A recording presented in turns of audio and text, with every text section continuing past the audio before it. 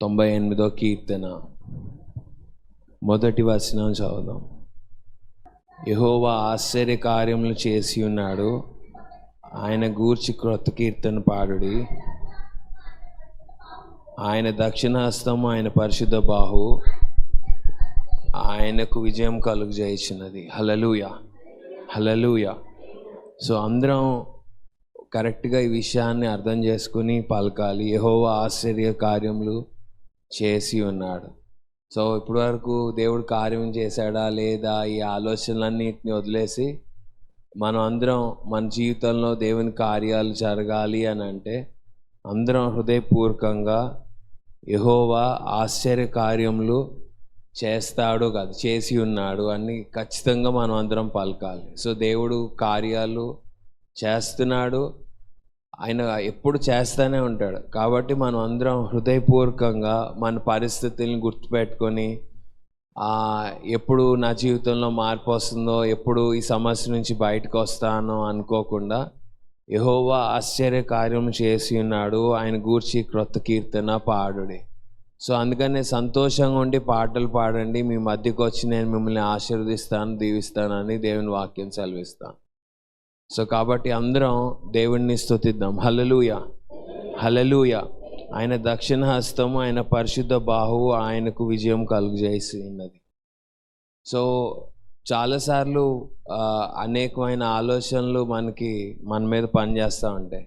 బలమైన చెయ్యేది మనకి జనరల్గా కొంతమందికి లెఫ్ట్ హ్యాండ్ ఉంటుంది, కానీ ఎక్కువ శాతం రైట్ హ్యాండ్. సో అప్పుడు మనకు కావలసిన వాళ్ళని కుడి పక్కన పెట్టుకోవాలి, అంతే కదా. దేవుడు కుడి చెయ్యి గొప్ప కార్యాలు జరిగిస్తుంది, విజయం కలుగజేస్తుంది. సో మనం కూడా ఆయనతో కలిసి ఆయన తండ్రి కుడి పార్శ్వంలో చేరి ప్రార్థన చేస్తున్నారు, మనం కూడా ఆయన కుడి పక్కన ఉంటాం. అలానే మనం ప్రేమించే వారిని కూడా మన కుడి పక్కన కూర్చోబెట్టుకోవాలి. ఇది అర్థం చేసుకోవాలి. మనం అర్థం చేసుకుంటే చాలా దీవించబడతాం. యేసు ప్రభు తండ్రి కుడి పార్శ్వంలో చేరి ప్రార్థన చేస్తున్నాడు, విజ్ఞాపన ప్రార్థన చేస్తున్నాడు. మనం కూడా ఆయన కుడి పార్శ్వంలో చేరి ప్రార్థన చేస్తాం. అలానే మనం కూడా మనకి ఇష్టమైన వారిని కుడి పక్కన పెట్టుకొని ప్రార్థన చేయాలి. సో ఇష్టమైన వారిని అంటే జనరల్గా పెళ్ళిళ్ళలో ఎడం పక్కన కూర్చోబెడతారు, అందుకని ఇందాక నుంచి ఇష్టమైన వారని అంటున్నాను. సో నేను చెప్పేది అర్థమవుతుంది కదా, ఎడం పక్కన ఉండాలా కుడి పక్కన ఉండాలా? అందుకని బాయ్స్ని అడుగుతున్నాను, గర్ల్స్ని కాదు. సో అందరం చాలా జాగ్రత్తగా, అంటే ఎటు కూర్చోబెట్టుకున్నా పర్వాలేదు, కానీ మనకి కొన్ని ఆచారాలు ఉన్నాయి కదా, ఆచారాల నుంచి బయటకు రావాలని మాటలు చెప్తున్నాను. భయం నుంచి బయటకు రావాలి. మనం అందరం బయటకు వస్తే దేవుడు మనకి విజయాన్ని కలుగజేయడానికి, ఆశీర్వదించడానికి ఆయన చేసే కార్యాలు చాలా గొప్పగా ఉంటున్నాయి. అయితే మన ఆచారాలు, పద్ధతులు, మాటలు ఇవన్నీ ఏమంటారు, దేవుని కార్యాన్ని ఆటంకపరుస్తున్నాయి. కాబట్టి అందరం దేవుణ్ణి స్తుతించాలి, దేవునికి అప్పగించుకోవాలి. హల్లెలూయా, హల్లెలూయా. 2వ వచనం చదువుదాంతో. యెహోవా తన రక్షణ వెల్లడి చేసి ఉన్నాడు, అన్యజనుల ఎదుట తన నీతిని బయలుపరిచి ఉన్నాడు. సో మనం అందరం దీన్ని ఆలోచన చేద్దాం. అన్యజనుల ఎదుట తన నీతిని బయలుపరిచి ఉన్నాడు. సో దేవుని నీతి అందరికీ బయలుపరచబడింది, అన్యజనుల ఎదుట కూడా బయలుపరచబడింది. ప్రతి ఒక్కరు ఈ విషయాన్ని ఆలోచన చేయాలి. దేవుని నీతి ఎలా బయలుపరచబడుతుంది? ఎట్లా అంటే నీ ద్వారా, నా ద్వారా. అన్యజనుల ఎదుట తన నీతిని బయలుపరిచి ఉన్నాడు. సో దేవుని నీతి గురించి నువ్వు మాట్లాడుతున్నావా లేదా అనేది ఆలోచించాల్సిన విషయం. దేవుని నీతిని నువ్వు ప్రేమిస్తున్నావా? సో నీతి అనగానే ఎలా నీతి మనకు వస్తుంది అని ఆలోచన చేస్తే చాలా సింపుల్ ఆన్సర్. Romans 4:25, రోమిల్కి రాసిన పత్రిక 4వ అధ్యాయం 25వ వచనం. ఆయన మన అపరాధం నిమిత్తం అప్పగింపబడి మనల్ని నీతిమంతులంగా పిలవడానికి ఆయన తిరిగి లేచాడు. హల్లెలూయా.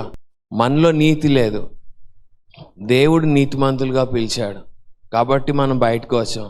ఎప్పుడైతే అన్ని జనులు ఈ నీతిని చూస్తారో, నీ ద్వారా నా ద్వారా అనేకులు ఆ నీతిని బట్టి దేవుని సన్నిధికి వస్తారు. బయట ప్రపంచం అంతా ఏముందనేది మీ అందరికీ తెలుసు. పాపం ఉంది, అపవిత్రత ఉంది, ఇంకేం లేదు. కానీ ఎప్పుడైతే మనము దేవుని నీతిని విడుదల చేస్తామో అన్ని జనుల ఎదుట, ఇది దేవుని నీతి అని తెలుసుకుంటారు. మీ అందరికీ అంటే ఒక సింపుల్ ఆలోచన చెప్తాను.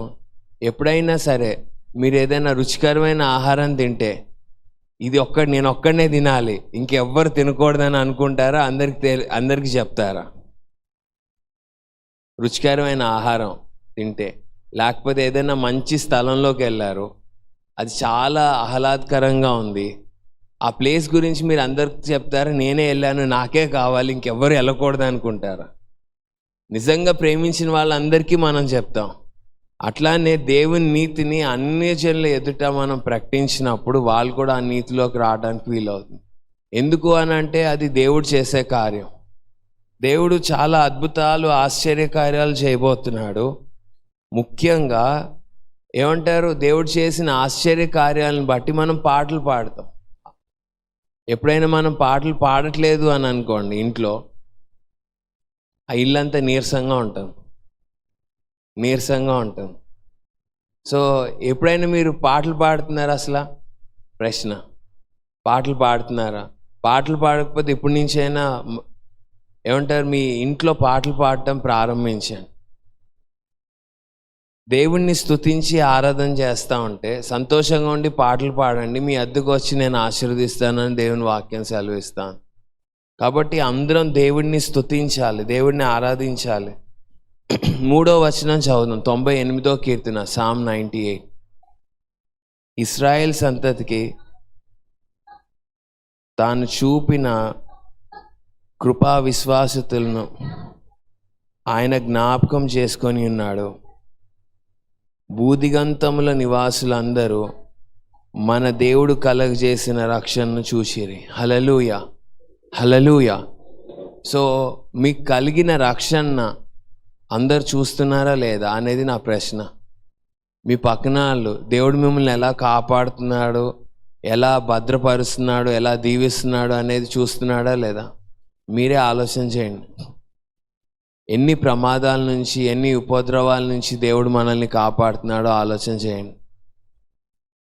ప్రతి ఒక్కరం మనము దేవుడు కృపని ఆధారం చేసుకోలేకపోతున్నాం. కృపా విశ్వాసతలను ఆయన జ్ఞాపకం చేసుకొని ఉన్నాడు. సో ఎప్పుడు అంటే దేవుడు మనల్ని ఎలా రక్షించాడు అంటే కృప ద్వారా రక్షించాడు.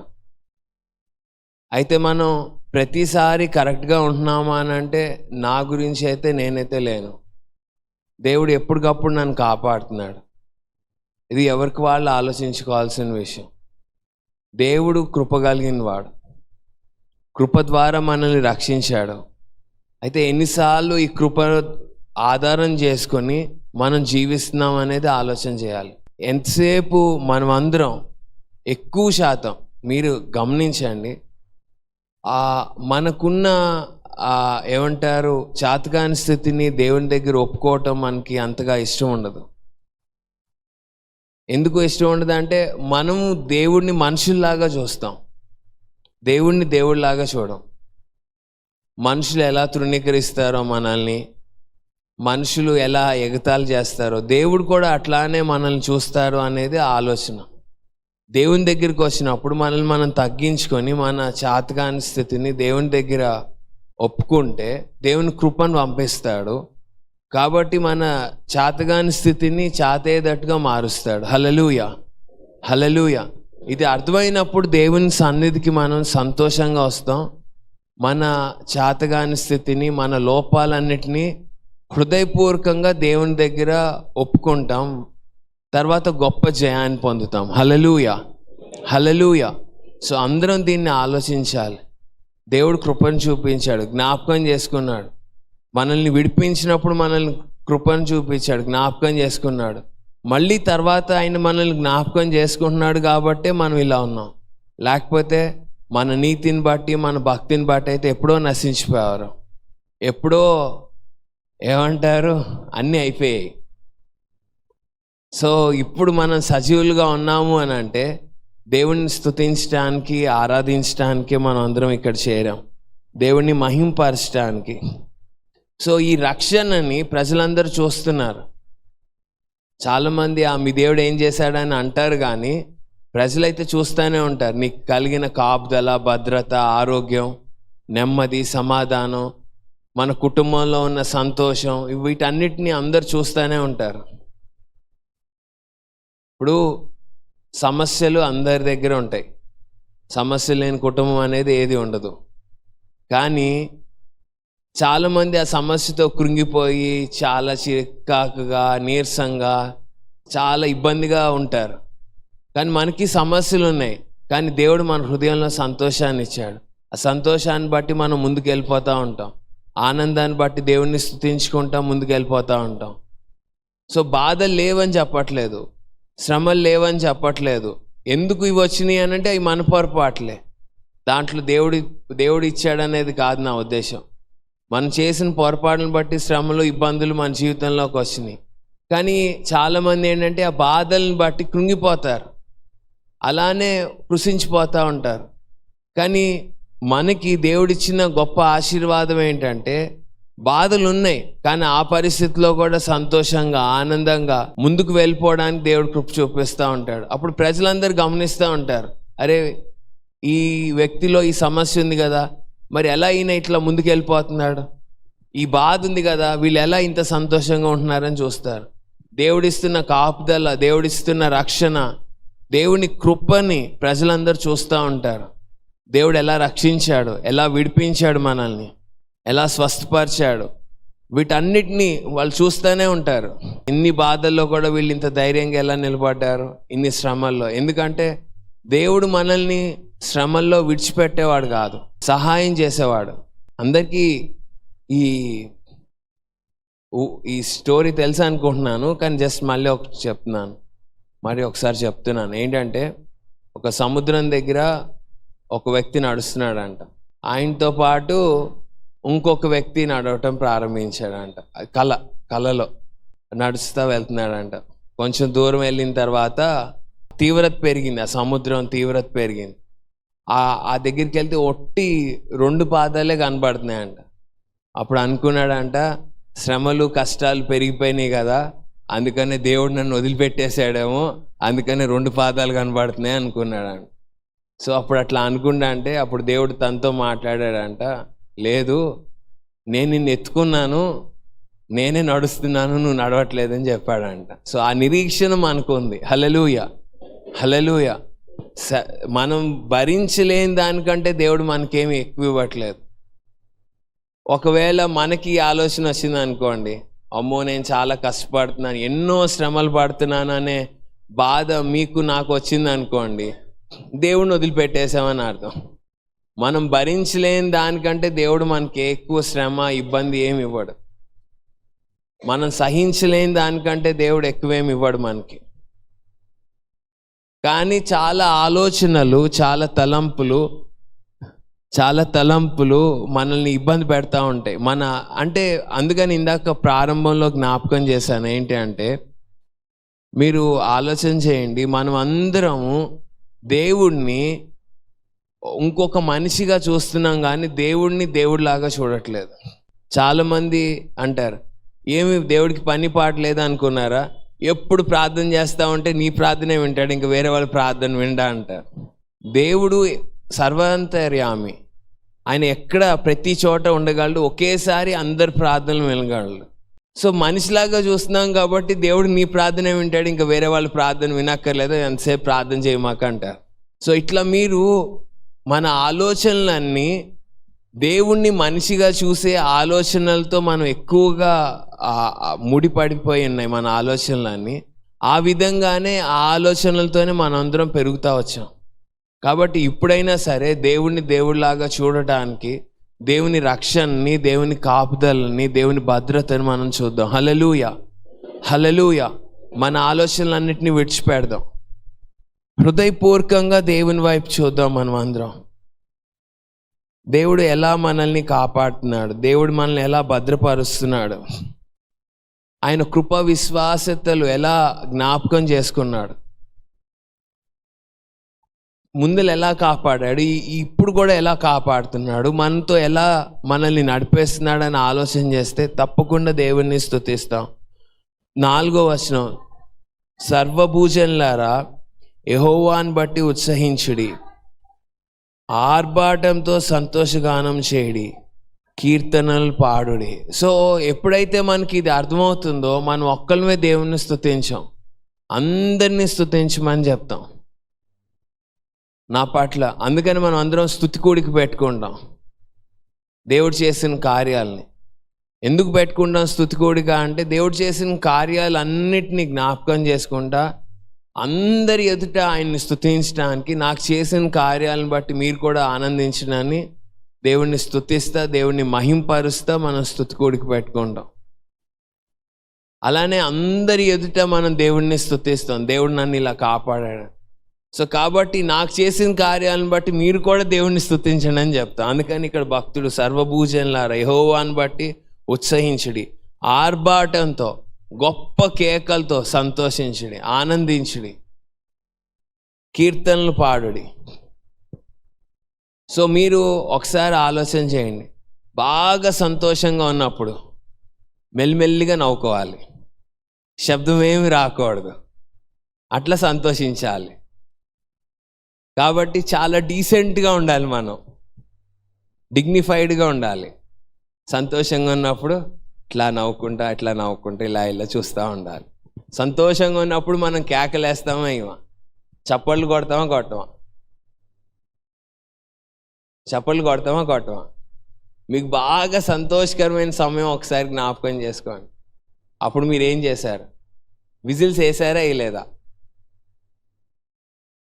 విజిల్స్ వేసారా వేయలేదా? చప్పట్లు కొట్టారా లేదా? ఎందుకు చప్పట్లు కొట్టారు అసలు మీరు? అప్పుడు ఎందుకు విజిల్స్ వేసారు అని అంటే, మీకు విజిల్స్ వేయడం వచ్చా రాదా? అయ్యో, నాకు కూడా రాదులే. సో బిగ్గరగా క్లాప్స్ కొట్టడం, బిగ్గరగా చప్పలు కొట్టడం, అరిసి కేకలు వేసి గంతులు వేయటం ఎప్పుడు చేస్తాం?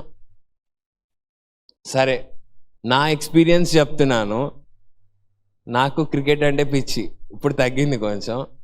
వరల్డ్ కప్ గెలిచినప్పుడు అప్పుడు ఏమైందంటే, మా అమ్మమ్మకి బాగాలేదు.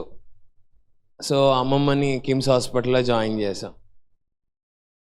సో అమ్మమ్మ దగ్గరికి వెళ్ళాలి అని అంటే, ఆ రోజు వరల్డ్ కప్ గెలిచింది, మొత్తం జామే, అందరూ కేకలేసి అరుస్తా తిరుగుతూ ఉన్నారు రాత్రిపూట. ఎందుకు కేకలేస్తున్నారు, ఎందుకు అరుస్తున్నారు అని అంటే, సంతోషం అంతే.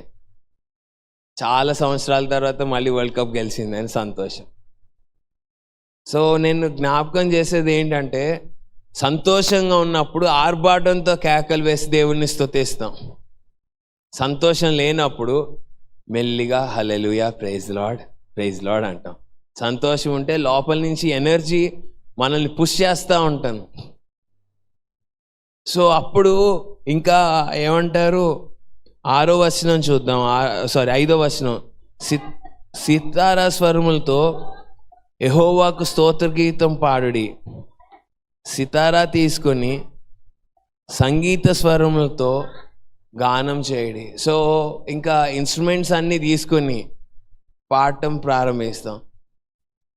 సో సితారా వాయించడం అందరికీ రాదు, కానీ చప్పట్లు కొట్టడం, కేకలు వేయటం, ఈలలు కొట్టడం, సంతోషంగా దేవుడిని స్తుతిస్తాం. పెళ్ళైనప్పుడు కూడా బాగా అందరూ పెళ్ళయ్యేటప్పుడు కూడా కొంతమంది బాగా ఏంటి ప్రమాణాలు చేసేటప్పుడు లేకపోతే చప్పట్లు కొడతా బిగ్గరగా కేకలు వేస్తారు. సో ఎందుకు అని అంటే, సంతోషంగా ఆ మూమెంట్ని ఎంజాయ్ చేస్తా. ఏంటంటే ఇరు కుటుంబాలు సంతోషంతో కేకలు వేస్తారు. అలానే మనం కూడా అంటే సితారా తీసుకొని స్తోత్ర గీతములు పాడతాం. ఏ సంతోషకరమైన సమయం అయినా, గృహప్రవేశం అయినా, పెళ్ళైనా, ఏదైనా సరే, బర్త్డే అయినా, వాయిద్యాలు తీసుకుని దేవుణ్ణి స్తుతించి ఆరాధన చేస్తాం. కాబట్టి అందరి ఇంట్లో ఒక ఇన్స్ట్రుమెంట్ ఉండాలి. మీరు ఏ ఇన్స్ట్రుమెంట్ కొంటారో మీ ఇష్టం. సితారా కొంటారో, వీణ కొంటారో, కీబోర్డ్ కొంటారా, గిటార్ కొంటారా, వైలెనా, ఫ్లూటా, అవి కొనటమే కాదు, వాటిని నేర్చుకుని రోజు ప్లే చేస్తూ ఉండాలి. ఎంత సంతోషంగా ఉంటుందో మన ఇంట్లో. ఒట్టిగా పాడే కన్నా ఆ ఒక ఇన్స్ట్రుమెంట్ ప్లే చేస్తే కనుక దేవుడిని స్తుతించి ఆరాధన చేస్తే చాలా సంతోషంగా ఉంటుంది. హల్లెలూయా, హల్లెలూయా.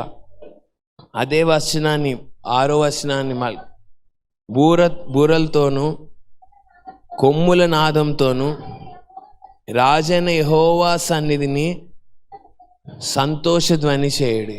సో బూరలు అని అంటే మామూలుగా మనకి అంటే కరెక్ట్గా మాట్లాడాలి అని అంటే ట్రంపెట్స్ అట్లా మనము ఆలోచన చేయాలి. హార్న్స్, ట్రంపెట్స్ అంటే మ్యూజిక్ పరంగా మాట్లాడితే. కానీ బోర్లు అంటే మనకు కూడా తెలుసు కదా, చిన్న చిన్న బోర్లు అంటే ఊదుతారు. అది ఊదితే ఎంత సంతోషంగా ఉంటుంది. వినే వాళ్ళకి మాత్రానికి ఏంట్రీ గోల ఆపండి అని అంటారు. చిన్నప్పుడు ఎప్పుడు బోర్లు ఊది ఆడలేదా మీరెవరు?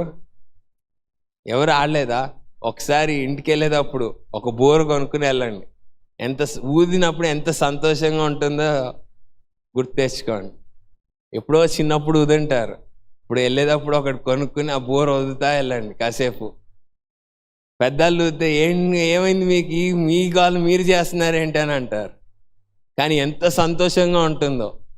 సంతోషంగా ఉంటేనే ఊదగలం. బాధగా ఉన్నప్పుడు, దుఃఖంతో ఉన్నప్పుడు బోర్లు ఊదగలమా చెప్పండి.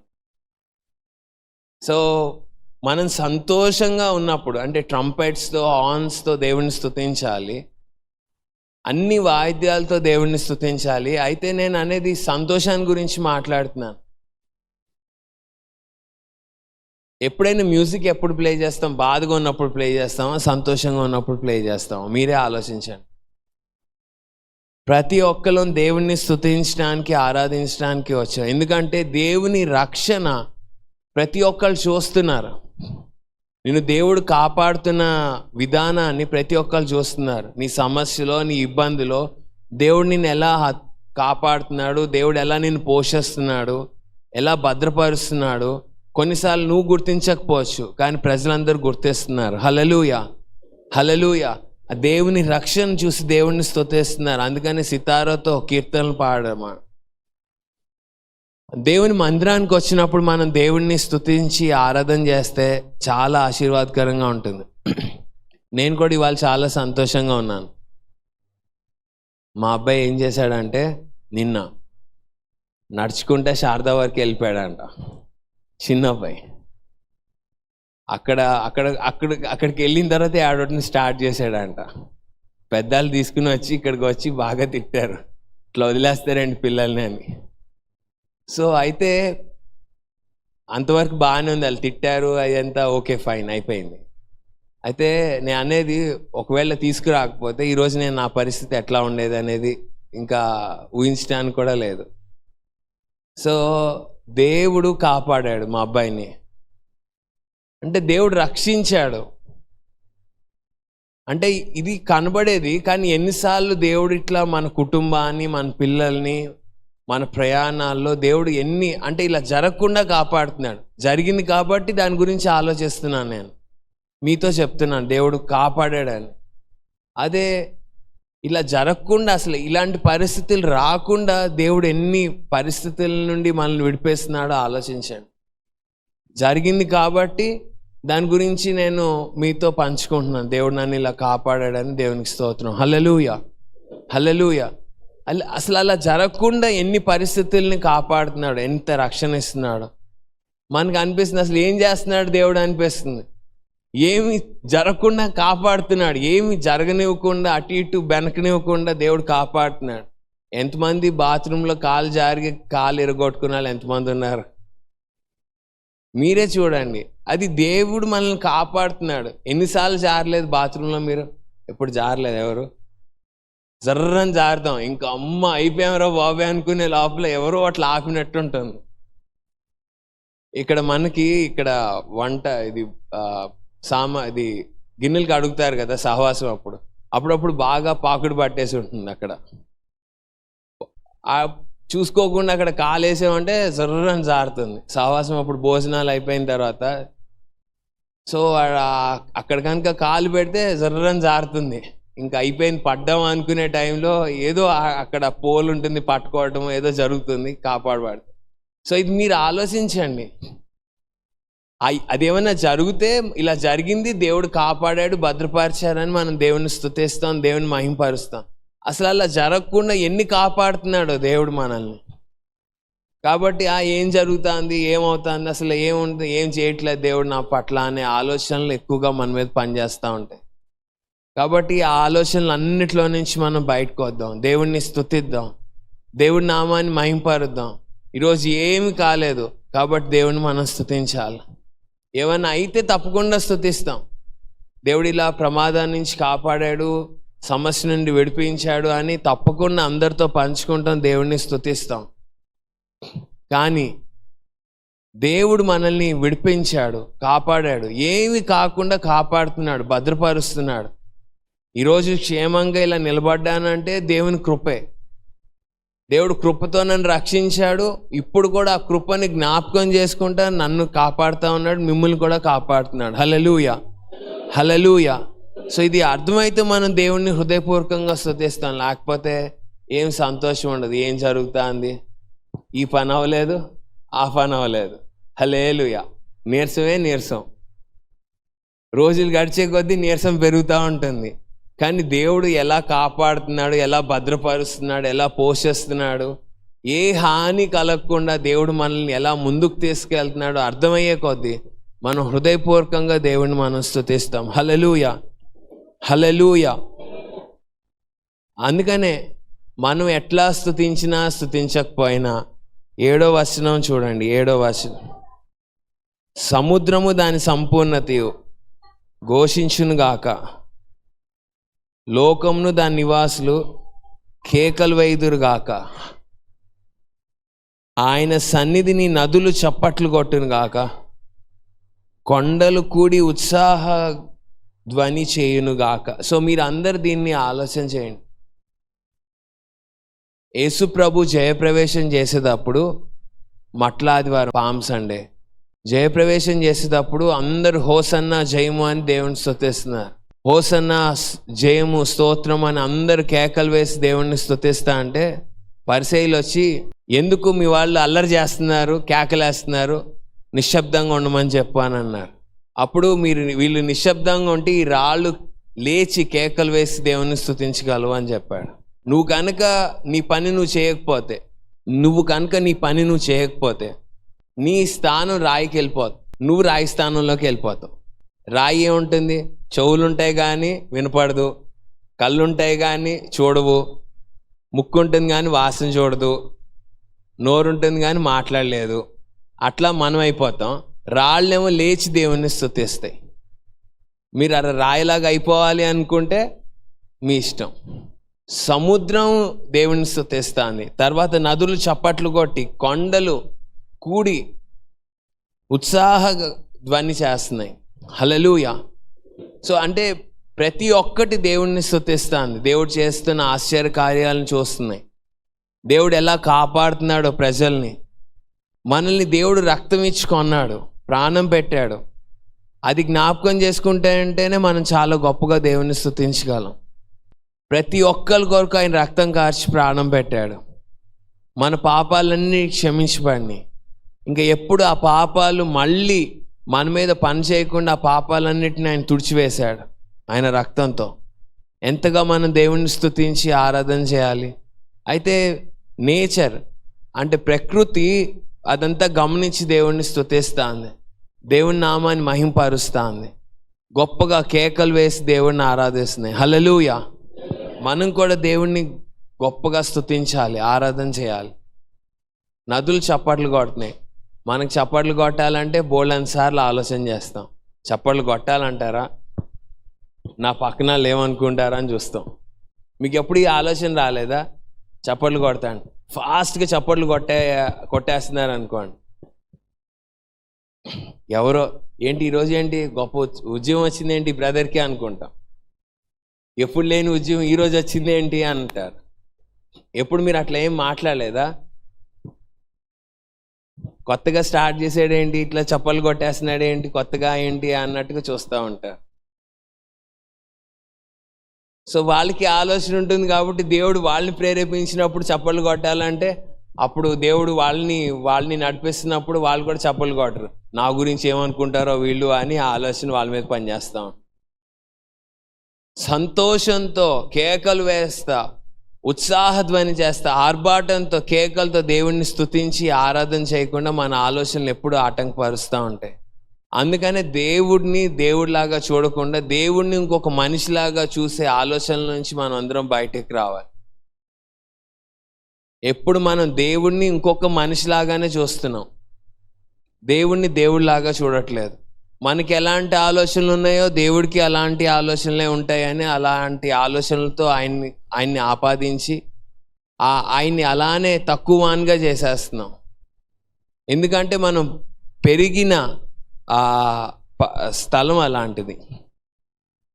మనుషులు చేసినట్టే దేవుడు కూడా తప్పులు చేస్తాడన్నట్టుగా ఆలోచనల్లో పెరుగుతూ వచ్చాం. కాబట్టి దేవుడు పరిశుద్ధుడు, నీతిమంతుడు, ఆయన యథార్థవంతుడు, ఆయన ఏ పాపం లేనివాడు. ప్రతి సమయంలో ఆయన మన ప్రార్థనలు ఆలకించే దేవుడు. మనమే మన పిల్లల్ని చాలాసార్లు క్షమిస్తాం, మరి దేవుడు ఎందుకు క్షమించాడు మనల్ని? ఎన్నిసార్లు ఎంతమంది తల్లిదండ్రులు వాళ్ళ పిల్లలు చేసిన అప్పుల్ని కట్టలేదు? వాళ్ళు ఎన్ని పొరపాట్లు చేసినా వాళ్ళని దాంట్లో నుంచి బయటికి తీసుకురాలేదు? అంటే తల్లిదండ్రులే అలా ఉంటే దేవుడు ఇంకెంత ప్రేమిస్తాడు మనుషుల్ని. మనమందరం ఆయన పిల్లలం. ఇంకా ఎంత ప్రత్యేకంగా దేవుడు మనల్ని చూస్తాడు, ఎప్పుడైనా ఆలోచించారా? సో మనం దేవుణ్ణి స్తుతించలేకపోవడానికి కారణం ఏంటంటే దేవుణ్ణి మనం దేవుడిలాగా కాకుండా ఆయన గొప్ప మహారాజులాగా ఆయన చూడకుండా మనము ఆయన్ని స్తుతించలేకపోతున్నాం, ఆయన్ని ఆరాధన చేయలేకపోతున్నాం. 9వ వచనం చదువుదాం. కానీ ఒక రోజు రాబోతుంది, ఆయన తీర్పు తీర్చిపోతున్నాడు. అప్పుడు ఏమి కుదరదు ఇంకా మీకు. అప్పుడు నేను స్తుతిస్తాను, ఆరాధన చేస్తాను, అయిపోయింది, మీకు ఇవ్వబడిన అవకాశం అయిపోయింది. అప్పుడు జరగబోయేది 9, భూమికి తీర్పు తీర్చుటకై, నీతిని బట్టి లోకమునకు తీర్పు తీర్చుటకై, న్యాయం బట్టి జనులకు తీర్పు తీర్చుటకై యెహోవా వేయించేయుచున్నాడు. ఆయన రాబోతున్నాడు. భూమికి తీర్పు తీర్చుటకై, నీతిని బట్టి లోకమునకు తీర్పు తీర్చుటకై, న్యాయం బట్టి జనులకు తీర్పు తీర్చుటకై యెహోవా వేయించేయుచున్నాడు. ఆయన వస్తున్నాడు, త్వరలో రాబోతున్నాడు. మరణాత అని అంటాం, త్వరలో రాబోతున్నాడు దేవుడు. ఆయన తీర్పు తీరుస్తాడు. దేవుడు కృప కలిగిన వాడు అనే విషయాన్ని మనం మర్చిపోయి సరిగైన హృదయంతో దేవుని సన్నిధిలో మన పాపాలని ఒప్పుకొని విడిచిపెట్టకపోతే, అంటే చేసిన తప్పుల్ని చేసినట్టుగా హృదయపూర్వకంగా వాళ్ళ మీద వీళ్ళ మీద తొయ్యకుండా దేవుని సన్నిధిలో ఒప్పుకోకుండా ఏమంటారు, వాళ్ళు అలా చేశారు కాబట్టి నేను ఇలా చేయాల్సి వచ్చింది అని అంటారు. నేను చేసిన తప్పని ఎవరు ఒప్పుకోరు. వాళ్ళు అలా ఉన్నారు కాబట్టి నేను ఇలా చేశాను, వీళ్ళు ఇలా చేశారు కాబట్టి నేను ఇలా చేశాననే చెప్తారు. కానీ దేవా నేను చేసింది పొరపాటు, నన్ను క్షమించు, ఇంకా ఈ పొరపాటు చేయకుండా ఉండడానికి సహాయం చేయి. మనుషులు ఎప్పుడు ఒక మనిషితో మాట్లాడేటప్పుడు మనం అట్లానే ఉంటాం, ఎందుకంటే మనుషులు అర్థం చేసుకునే ఆ స్థితి లేదు ఎవరికి.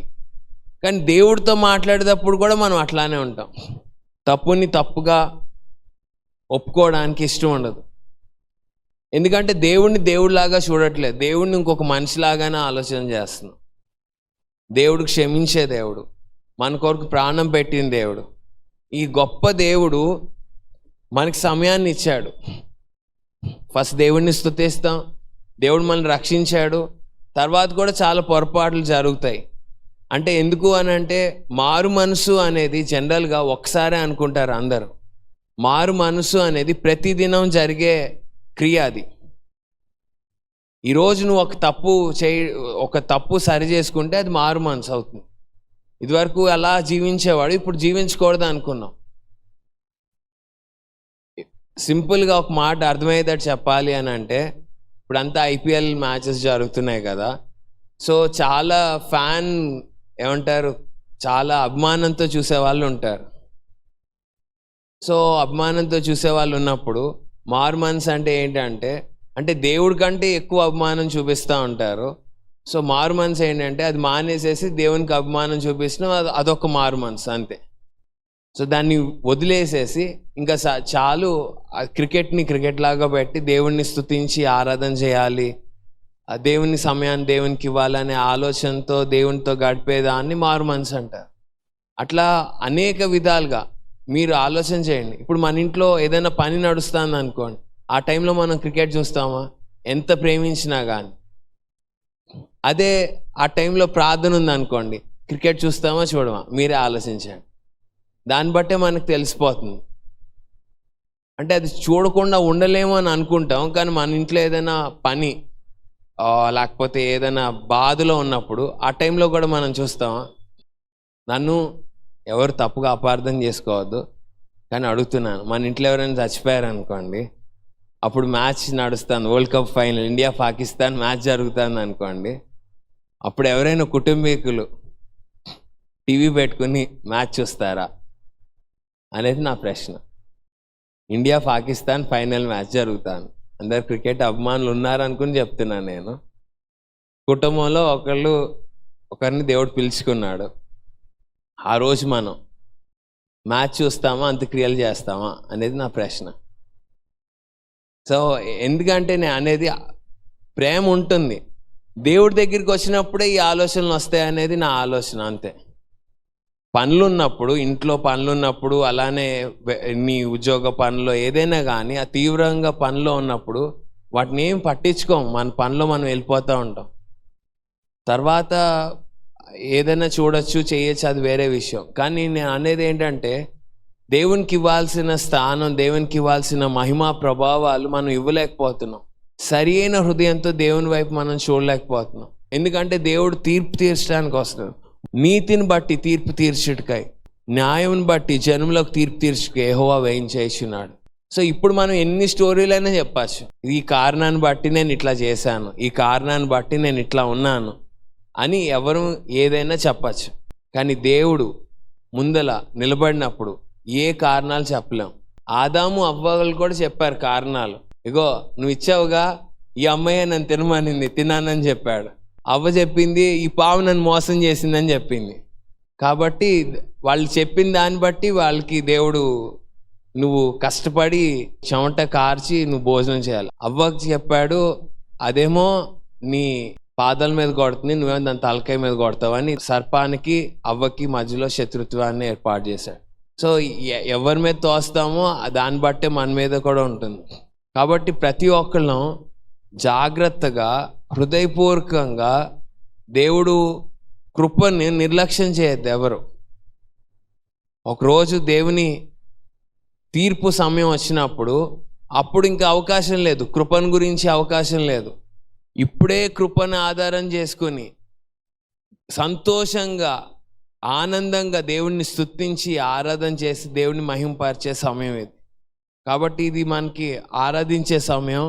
కాబట్టి అందరం నిలబడి దేవుడిచ్చిన రక్షణ బట్టి, దేవుడిచ్చిన కాపుదలను బట్టి ఎన్నో ప్రమాదాల నుంచి దేవుడు కాపాడాడు. అసలు ప్రమాదం మన దరికి రాకుండా దేవుడు కాపాడాడు. కొన్ని వచ్చినప్పుడు మనకి ఇది వచ్చిందని తెలుస్తాను, లేకపోతే అసలు ఎన్ని ప్రమాదాల నుంచి దేవుడు మనల్ని కాపాడుతున్నాడు. ఫస్ట్ రక్షణ ఇచ్చాడు, తర్వాత ఇంకా ఆ రక్షణను కొనసాగిస్తున్నాడు. సిలువను గూర్చిన వార్త నశించుచున్న వారికి, నశించిపోతున్నారు వాళ్ళు, ప్రతిదినం నశించిపోతున్నారు, వాళ్ళకి వెరితనంగా ఉంది. కానీ రక్షింపబడుచున్న మనకు, ప్రతిరోజు మనం రక్షించబడుచున్న మనకు దేవుని శక్తి అన్నది. హల్లెలూయా, హల్లెలూయా. సో ఇలాంటి గొప్ప దేవుడిని మనం అందరం స్తుతించి ఆరాధన చేద్దాం. తీర్పులోకి ప్రవేశించక ముందలే మనం అందరం మన పద్ధతులను మార్చుకోవడానికి ఇష్టపడదాం. గొప్ప స్వరంతో దేవుణ్ణి స్తుతిద్దాం. మన స్థానాన్ని రాయలకి ఇవ్వద్దు. అందరం లేచి నిలబడి దేవుణ్ణి స్తుతించి ఆరాధన చేద్దాం. పరిశుద్ధుడా, నువ్వు చేసిన మేలు అన్నిటిని బట్టి వందనాలు. మీరు ఇచ్చిన కాపుదల భద్రతను బట్టి వందనాలు.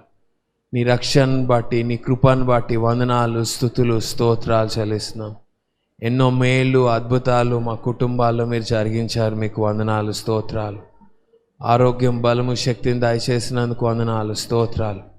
పరిచర్యలో నాయన మీరు ఎన్నో ఆశ్చర్య కార్యాలు జరిగిస్తున్నందుకు వందనాలు, స్తుతులు, స్తోత్రాలు. నాయన దేవ, మమ్మల్ని మీకు అప్పగించుకుంటున్నాం. నువ్వు చేసిన మేళ్ళన్నిటిని బట్టి వందనాలు. మరి ఒకసారి నీ కృపకు అప్పగించుకుంటున్నాం. ఎన్నో విధాలుగా మమ్మల్ని భద్రపరుస్తున్నావు, కాపాడుతున్నావు, మేలులతో తృప్తిపరుస్తున్నావు తండ్రి. నువ్వు చేసిన మేళ్ళన్నిటిని బట్టి మీకు వందనాలు, స్తోత్రాలు చెల్లిస్తూ ఈ చిన్న స్తుతి ఆరాధన యేసు నామములో సమర్పిస్తున్నాం తండ్రి. ఆమేన్.